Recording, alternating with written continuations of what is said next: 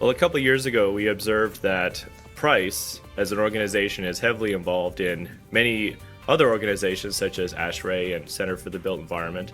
We also participate a lot in conferences, scientific conferences, and we had a huge foundation of technical content anyway from our old catalog. Finding a way to bring all that information together and make it accessible to the engineering community, they would benefit from our experience essentially. Ironically, most mechanical engineering degrees don't have a comprehensive HVAC program. My university, for example, had a single course that was optional.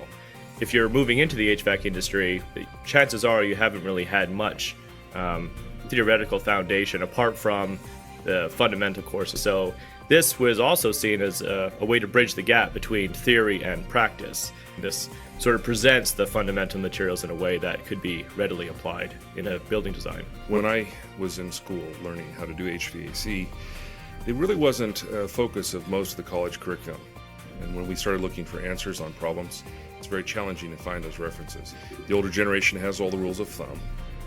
They've learned them the hard way. This book will be very relevant to the new engineer. As he comes out of school, transfer of knowledge will be very important to him.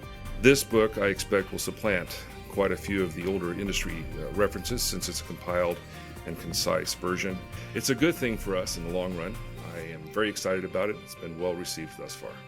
Putting together a textbook of this magnitude was no easy task. With many of the elements being built from scratch, this required us to work very closely with our engineering team here at Price. This is the story of how the handbook was made.